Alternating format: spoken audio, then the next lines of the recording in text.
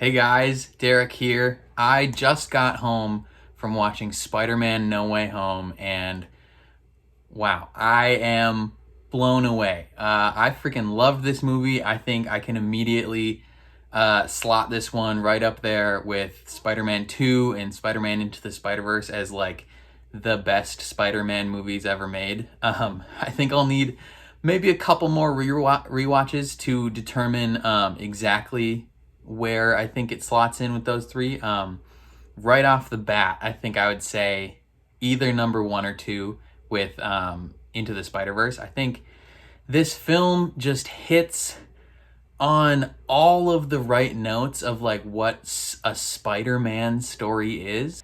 It is a deeply emotional Spider-Man story. It takes a little bit to get going, like get its feet under it, right? Like we start off immediately after the ending of the last one. Peter Parker has been outed as Spider-Man by J. Jonah Jameson and Mysterio, and he's dealing with the fallout of his identity being revealed and how that affects those around him and himself. I'm gonna try and keep this first part spoiler free, so you can kind of get the gist of what this movie's about, what it's like, and then the second part of this I'm gonna talk full spoilers, baby, and I'll mark that should be marked with timestamps in the description and the little chapter markers on the progress bar, so you know where that is.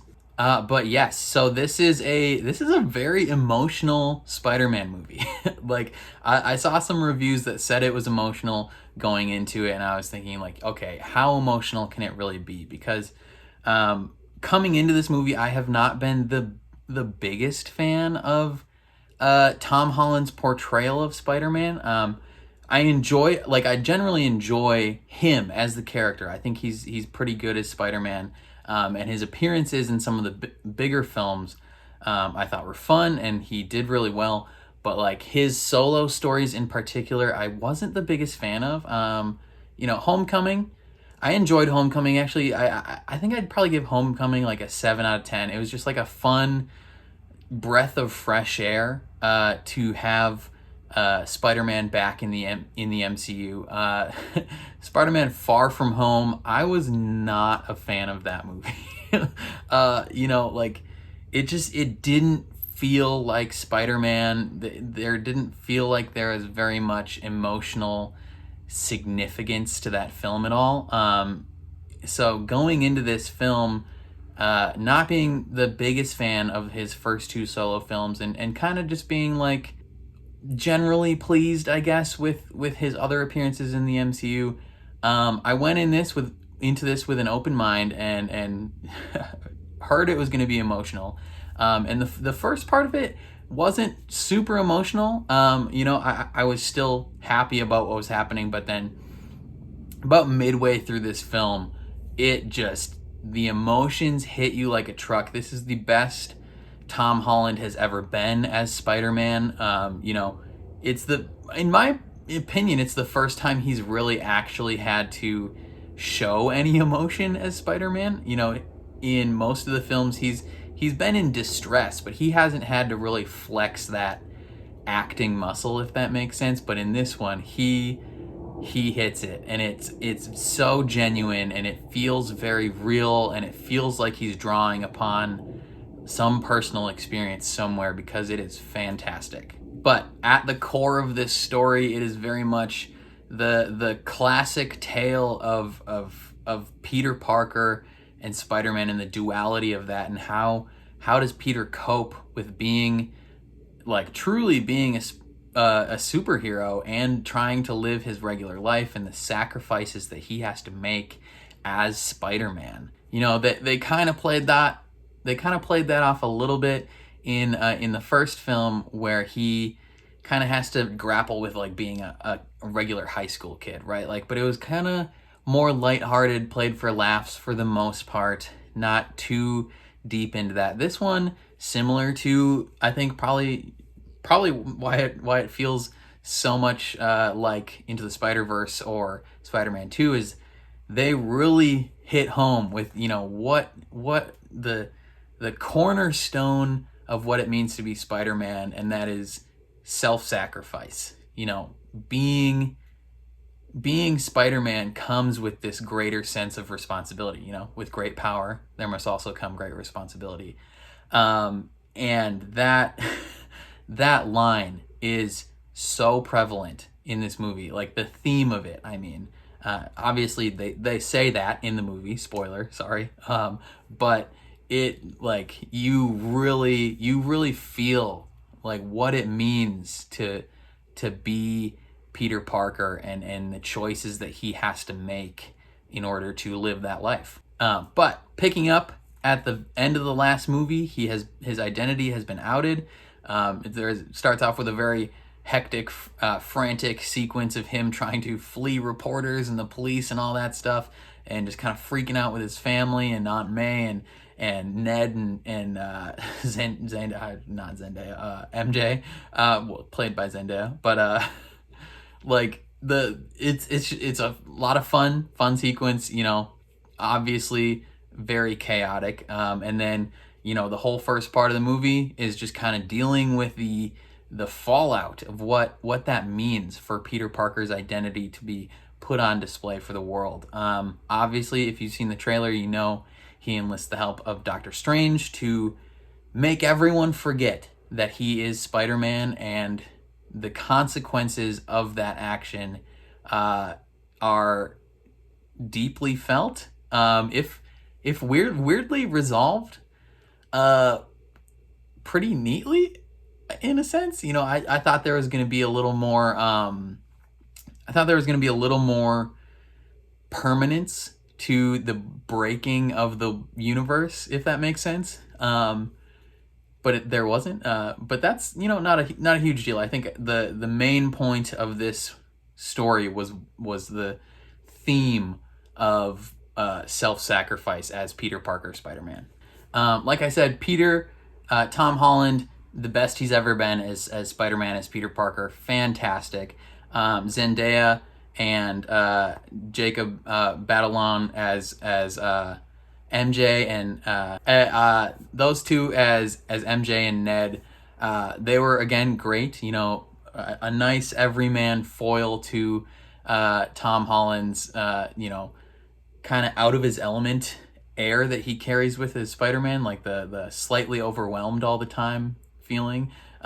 They have similar feelings, but they're also like noticing everything and making fun comments, and it's good. Benedict Cumberbatch as Doctor Strange is great. And then the villains of this movie, most of them are great. I think two of them, I'm not the biggest fan of how they were utilized. I think maybe we could have cut one of them out and kind of shifted the storyline of another one. But overall, they were fantastic. Obviously, you know who comes, if like everyone's seen the trailer, so you know Dr. Octopus is back. You know the Green Goblin's back. You know Electro's back. Sandman and the Lizard, they're all back due to the actions of this event. I personally think we didn't need the Lizard. I think we could have shifted his screen time to Sandman, and the overall emotional significance of his motivation throughout the film. I think he was definitely underutilized, but Willem Dafoe as Green Goblin, fantastic. Alfred Molina as Dr. Octopus, he was great, very heartfelt.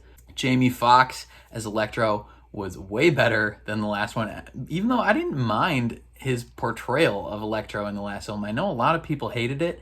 I actually generally really enjoyed the Amazing Spider-Man movies. I think those ones actually also touched really deeply on the themes of being Spider-Man and what that means. There's definitely a lot of stuff you could cut out of those films that were kind of garbage, but I don't think Jamie Foxx's Electro was one of them. I thought he was decent. Like, he was pretty good. Marissa Tomei as Aunt May was fantastic.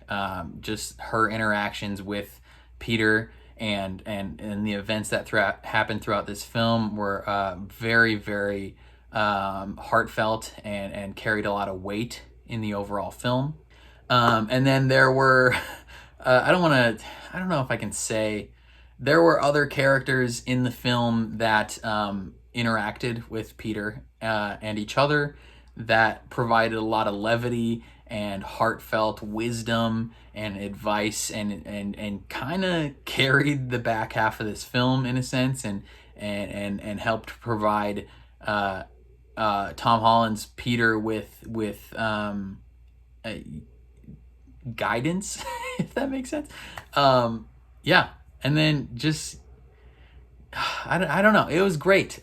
Just the overall themes of what it meant to be Spider-Man and Peter Parker and the duality of how he carries that were felt stronger in this one than arguably any of the other ones previously, save Into the Spider-Verse and Spider-Man 2. I think those ones are high watermarks for Spider-Man, but this one obviously I think is right up there. Like I said, I'd give it like a 9 out of 10. Pretty much anywhere from like an 8.75 to a 9.25, I think, is the general range of where I'm going to land on this film. Obviously, like I said, there are a few elements that I would have changed here or there, but essentially this is a love letter to the character of Spider-Man, dating back from like the 60s to Infinity War Endgame type Spider-Man, like, and the struggles that he goes through as a character, and I think it was freaking fantastic. Now, we're going to talk some spoiler things. So if you don't want to be spoiled, you haven't seen the movie yet, this is your chance to click away, because I'm going to talk about some very specific things that happened in the film. And here we go. 5, 4, 3, 2, 1. Holy freaking balls, Charlie Cox. Let's go, bud. Matt Murdock is a damn good lawyer. Woo! Oh man. Okay. Oh, freaking A. So, the fallout of Peter's identity being revealed, I thought wasn't super emotional for Peter himself, but like how it affected those around him, I thought was really well done. Just reiterating the fact that like even being tangentially connected to Peter is enough for Ned and MJ to not even be able to get into college. Like any place they applied responded, because of who you are connected to, we can't accept you. And watching the trailers, you kind of think maybe Peter is going to be trying to do this spell because just because of the media scrutiny, like the pressure from the media is a lot. But I actually like the reason in this film a lot more. Although Doctor Strange does make a great point where he's like, you didn't even try and call the college and plead your case at all. Like your first idea was to come to me to break the world. Like that's one of the high points of this movie is Doctor Strange's just pure annoyance at everything that's happening. He's got a little bit of a grudge for not being named Sorcerer Supreme. Wong gets it, which is kind of funny because technically Strange was snapped for 5 years. He lost out on a technicality, and now he has to. He seems pretty willing to help Peter out. They've been through a lot together. He really feels for what's going on with him, and he's willing to do those things for him because they're kind of friends in a way. And Peter, instead of like mentioning these things ahead, also Doctor Strange didn't necessarily mention the full effects of what this spell was going to do. Maybe he could have done that, but Peter could have either like been like, hey, before we start this, these 6 people are who I would like to know. Or once it was done, he could be like, hey, Doctor Strange, I'm Spider-Man. Like, will you come with me to talk to these people that I can let them know that I'm Spider-Man? Because they weren't going to fully forget him in general. And so the whole premise of this movie could have been super easily fixed, but that's okay. But yeah, so so they break the world, and it's not great, and he kicks Spider-Man out, and then the whole conflict ensues with Doc Ock coming back, Green Goblin coming back, and these characters were pulled from right before their deaths, so before they had their like redemptive moments in reference to like Doc Ock, the lizard before he was cured, things like that. And obviously things are not going to go well. There's a brief sequence of them getting these characters back, and they all are captured, and it's kind of nice and neat. And Doctor Strange, being the pragmatic one, is like, yo, these people have to go back. They are gonna die, right? Like, everyone here died fighting Spider-Man, and Doctor Strange is generally okay with that. I think he is definitely, we've seen him to be the type of character that is okay with, the greater good type sacrifice, where he was totally willing to sacrifice Tony Stark for the rest of the universe. In this one, arguably just as significant, like the universe is breaking, and he's like, bro, these are like 5 people. I think we're good if they die. He didn't necessarily try and seek out an alternative method. He was just like, this is the quickest and easiest, least risk version of what could happen. And Peter, being the good kid that he is like, I can't just let these people die. Aunt May, she imparts this moral compass on him in this movie of, it is your duty to help. You have the ability to help, do it. The fight sequence between Doctor Strange and Spider-Man was great. The way they used the mirror dimension, both in terms of like it being a 2 mirrored space, and then when it collapses on itself being like a 4 or 8 mirrored space. And Peter's use of math, like that's why he's so good at swinging, like canonically or whatever, is because he's a genius and he can like do all the math in his head.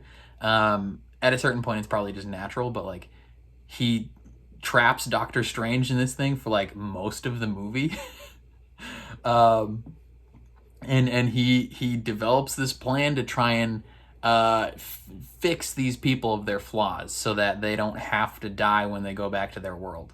Obviously, this does not go well. We think it's going to be Electro that's going to screw things up. Turns out it's the Goblin. And what follows was very quick and unexpected. That's where the real emotional part of this movie kind of really hit. Is at the first floor of Happy's apartment complex. They're trying to, Spider-Man's fighting with all these characters, really fighting with Green Goblin, and he's kind of taking it to him. And I think Goblin was gonna kill him until Aunt May is like gonna step in and do something, and she just gets smoked by the glider. I think she probably got stabbed.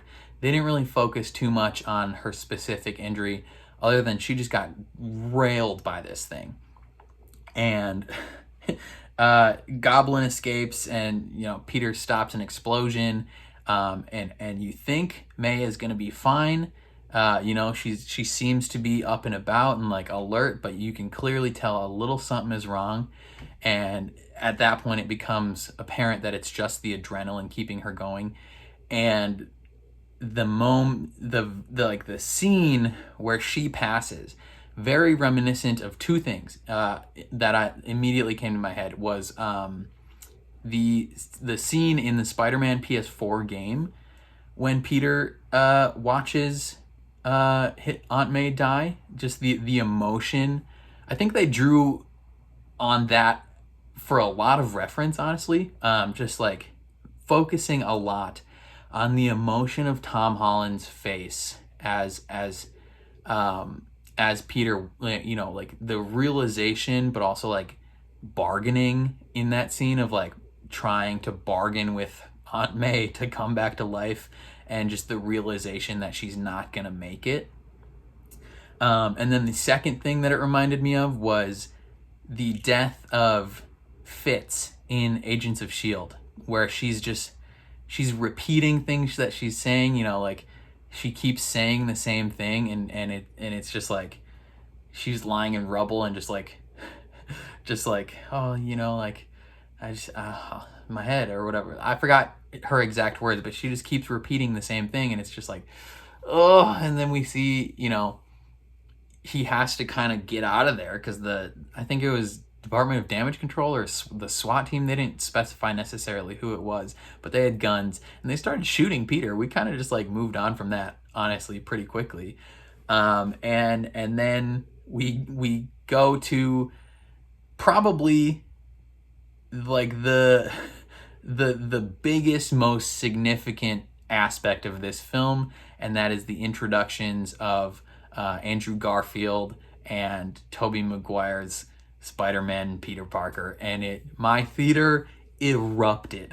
there were various points in this film where my theater literally started cheering. The first one, Charlie Cox, when he came and introduced himself as Matt Murdock and caught this brick with his hand. That was wonderful. And then when Ned opens this portal trying to find Peter, and you just see Andrew Garfield's Spider-Man turn, and you know immediately, like if you recognize his suit, you know immediately that it's him, and you're just like, oh, ah.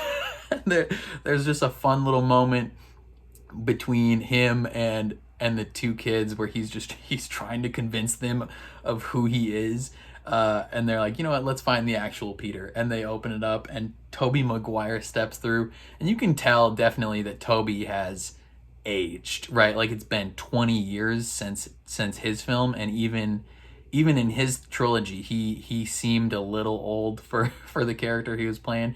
You know, I think he was playing, at least in the first one, a high schooler. Second and third one, college age and above. But like even in the first one, you're like, that dude's like 28.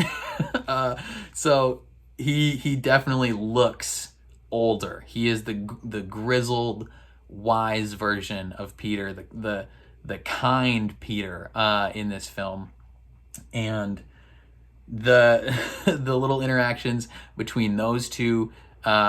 And the fun little quips of dialogue that they have, and Ned's like grandma, or his mom, you know, whichever thing she was, her little speaking in different languages, trying to like get them to clean her house. It's so funny. And then we get some more really emotional things where, you know, they meet with Tom Holland's Peter on the roof of their school, and he is really going through it, right? Like he's trying to keep it together, but also is like, don't tell me that you know what I'm going through, because you don't. But they do. Like they know exactly what it is to lose things. You know, Andrew Garfield lost Gwen. Toby lost Uncle Ben, and they go through the emotional significance of those moments and what it led to, the feelings of rage, you know, and what they wanted to do. We learned that, you know, Andrew Garfield, his Spider-Man, eventually, like, you know, we saw him pick up and carry on and inspire people at the end of Amazing Spider-Man 2, but then we learned that eventually he just stopped pulling his punches, and he was just decimating people, and he was bitter and angry. Toby, we learned that he hunted down the person that he thought killed Uncle Ben, and, you know, we saw that in his movies. And, you know, so they know exactly what he's going through.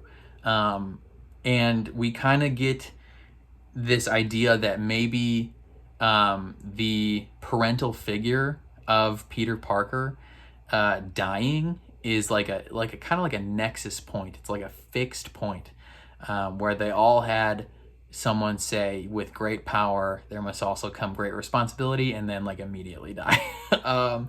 And just the wisdom and guidance that they are able to kind of like carry him through the back half of this film was so good and heartwarming and nice, and just the redemptive moments that were given to both Andrew and Toby were fantastic. We got to see, and not just like interactions, you know, from them to Tom, but like between each other. We get you know, Toby's Spider-Man telling Andrew Garfield, like, don't give up on love, like, we made it work, you can do it. You know, we have moments later with Andrew Garfield where like he gets some redemptive moments regarding the loss that he suffered, and it's just like, it's so beautiful, and they have such fun chemistry together. Like, watching them work together was very reminiscent of Into the Spider-Verse, obviously, but I think in particular it felt a lot more significant and earned because we have seen all three of these Spider-Men in their various films already. So like the little lines here and there and references throughout, like, we understood what that meant, and the significance of those moments that they mentioned, we understood that. There wasn't, you know, there wasn't a need for long expository dialogue scenes of this is exactly what happened and this is exactly what happened and oh my gosh. It was just kind of like they could just be like, yeah man, I know what you're feeling, and we as the audience knew that immediately. And then as they prepare for this final battle, just like the fun conversations they're having about Toby's web fluid coming out of his wrist, they're like, does it come out of anywhere else? And he's like, no. Like, I don't know. He's like, it just happens, I just do it. Like, you don't think about breathing, and it's just natural. And Andrew cracks his back, and it's just like, it's fun, and he, you know, he's like, dude, I don't think you realize, like, you're amazing. And that's partly a play on you know, the title of Andrew Garfield's movies, The Amazing Spider-Man, but I think it was also just like a meta reference to like Andrew Garfield as an actor and his portrayal of Spider-Man. You know, in general, people weren't the biggest fans of his movies. I think people were a big fan of him in particular and his chemistry with his co-stars and things like that. But the storyline as a whole, I don't think people were super thrilled about. And so there's just like a little meta thing of like, you know, you gotta have positive self-talk. Like, you're amazing. And it was overall just great. It was fun. It was fantastic. Seeing them work together to kind of defeat all these villains. That kind of plays into when I was talking about how I think they could have shifted and changed things. I don't think the Lizard needed to be in this movie, if I'm honest. I think Electro was enough of Andrew Garfield's universe to work well. And then especially when you consider the motivations of Sandman, Flint Marko, he was kind of just there in the movie. He didn't really have a significant role to play. He had some moments where he was like the good guy and some moments where he was not.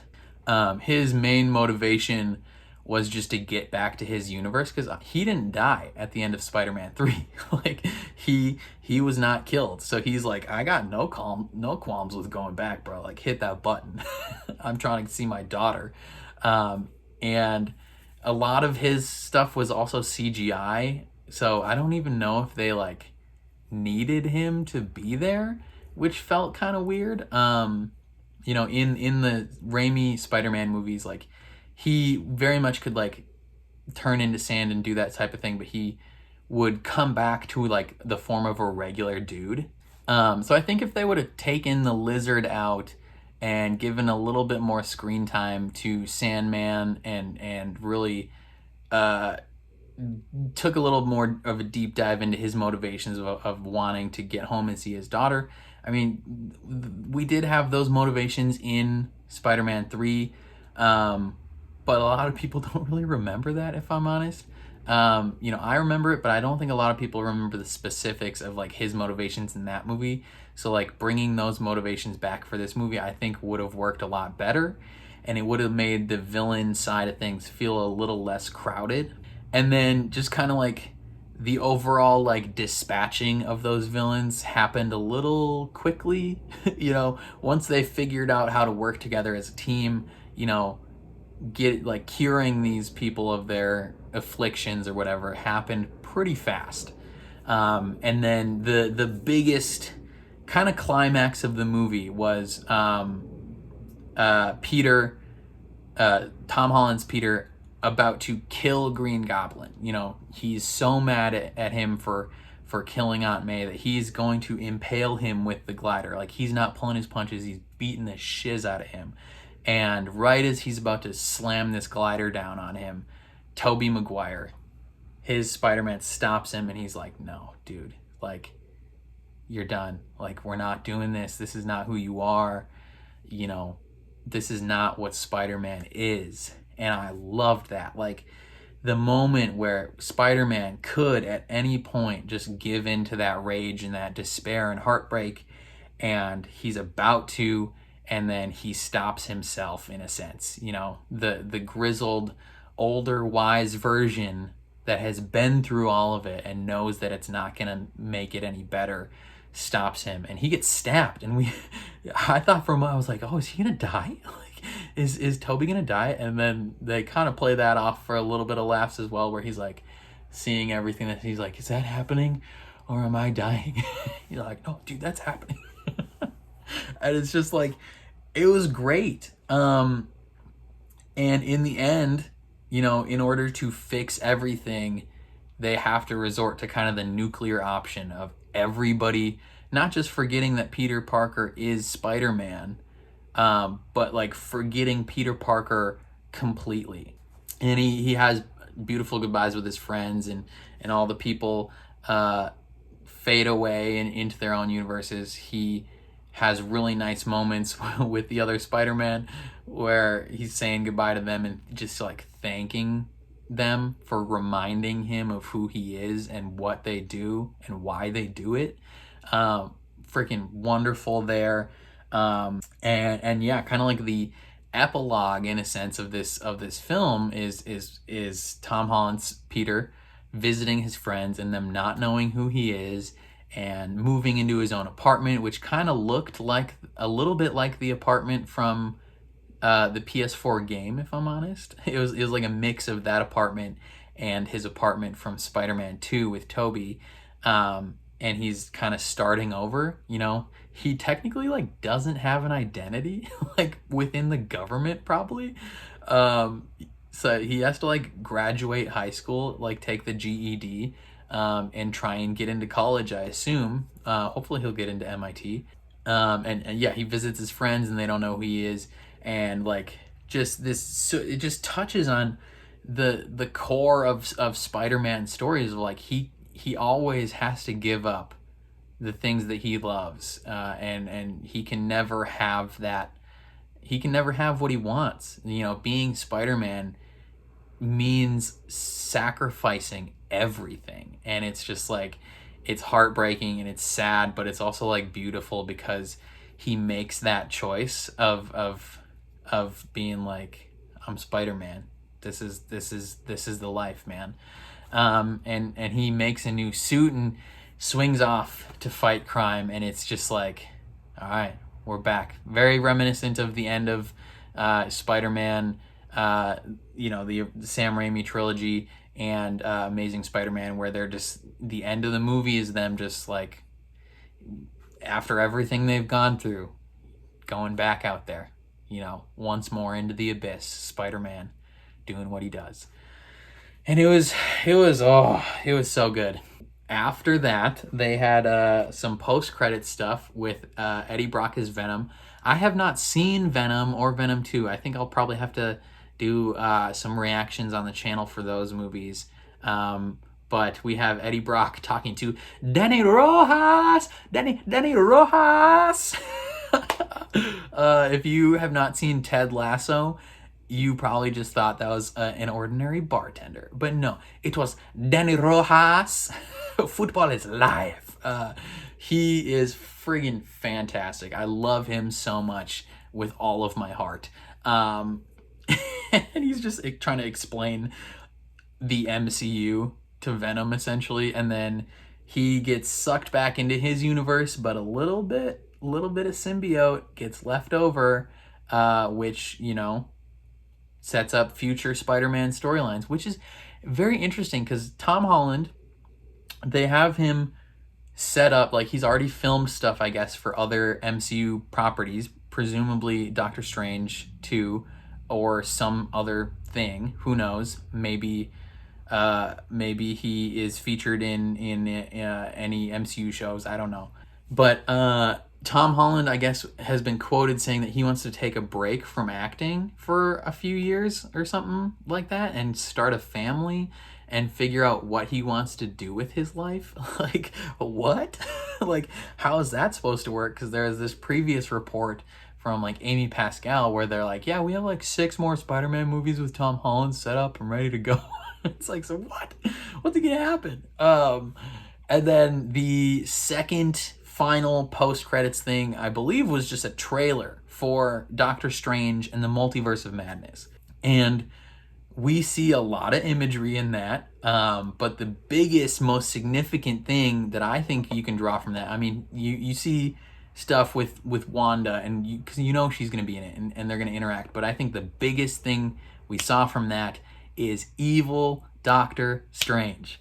Like, from the animated What If series, like, this is going to be the first time that like they're really bringing something from the TV shows to the movies. You know, we saw the Rogers the Musical sign in the background here. That's kind of tangential, and we saw Charlie Cox, but he hasn't done anything yet. But this is like hugely significant. This is because this is an animated series that probably only diehard MCU fans will have seen, and it's just gonna be like, like, what? It's insane. And I can't wait for the future of the MCU. It's freaking. We are eating good this week with Hawkeye revealing Kingpin, this movie revealing Charlie Cox, Toby and Andrew, evil Doctor Strange. Like, things are gonna be insane. There was a wedding scene, so I assume it's gonna involve, you know, maybe it's gonna tie into his evil Doctor Strange storyline from What If. It's insane. It's gonna be great. I've been talking for 40 minutes. I love this film. Freaking fantastic. 9 out of 10. Very, very essence of Spider-Man came through in this film. Love letter to the character. Let me know what you guys thought of this film down in the comments below. Let me know every opinion you have on every single part of what I mentioned. I'm gonna see this movie multiple times because I need to, just to catch every little detail. I can't wait for all the new Rockstars videos breaking all this stuff down. But yeah, thank you guys for watching. If you liked my review, leave a like on the video. It means a lot to me, helps my channel out a lot, helps my videos get seen more. If you're new here, consider subscribing and ring the bell so you can catch more reviews and reactions to anything else I put on the channel. And then if you are interested in full uncut reactions to TV shows and movies, consider supporting me on Patreon.